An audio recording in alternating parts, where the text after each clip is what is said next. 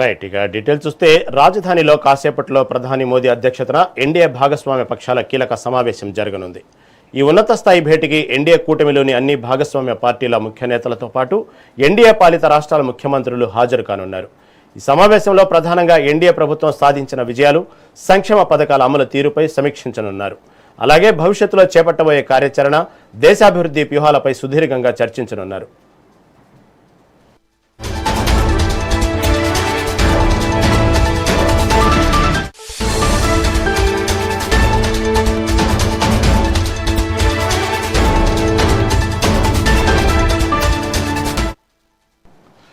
రాజధానిలో కాసేపట్లో ప్రధాని మోదీ అధ్యక్షతన ఎన్డీఏ భాగస్వామ్య పక్షాల కీలక సమావేశం జరగనుంది. దీని గురించి మరింత సమాచారం మా ఏపీ ఇన్పుట్ ఎడిటర్ నరేంద్ర అందిస్తారు. నరేంద్ర, చెప్పండి, రాజధానిలో కాసేపట్లో మోదీ అధ్యక్షతన ఎన్డీఏ భాగస్వామ్య పక్షాల కీలక సమావేశం జరుగుతున్నట్లు తెలుస్తా ఉంది. దీని గురించి తాజా అప్డేట్ ఏంటి?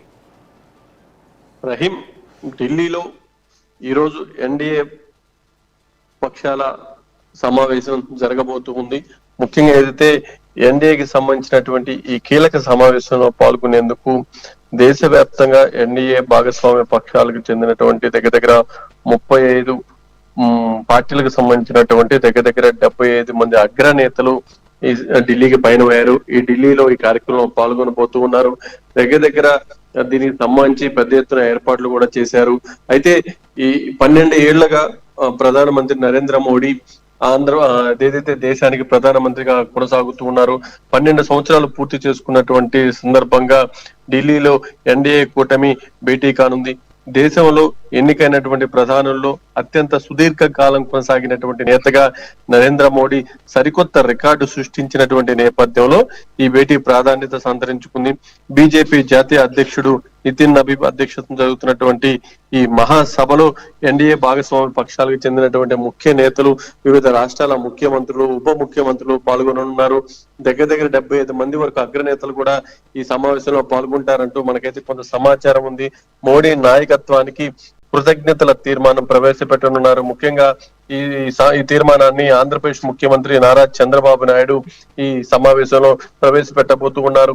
దీనిపై ముఖ్య నాయకులంతా కూడా మాట్లాడిన తర్వాత ఈ తీర్మానానికి ఆమోదం తెలపబోతూ ఉన్నారు.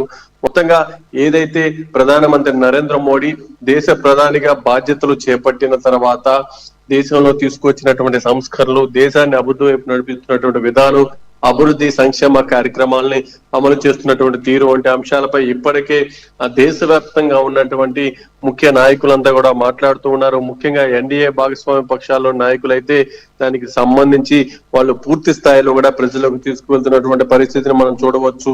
ఈ రోజు ఈ సమావేశం కొన్ని గంటల పాటు కొనసాగేటువంటి అవకాశం ఉంది. ఈ ఎన్డీఏ సమావేశంలో కీలకంగా రాష్ట్రాల వారీగా ముఖ్య నాయకులంతా కూడా ప్రధానమంత్రి నరేంద్ర మోడీ ఈ 12 ఏళ్లలో దేశానికి చేసినటువంటి వివిధ రకాల సేవలకు సంబంధించి కూడా ప్రధానంగా చర్చిస్తారు. ముఖ్యంగా ఆయన తీసుకున్నటువంటి నిర్ణయాలు, ఆయన అందించినటువంటి అభివృద్ధి సంక్షేమ కార్యక్రమాల మీద కూడా ప్రధానంగా చర్చిస్తారు.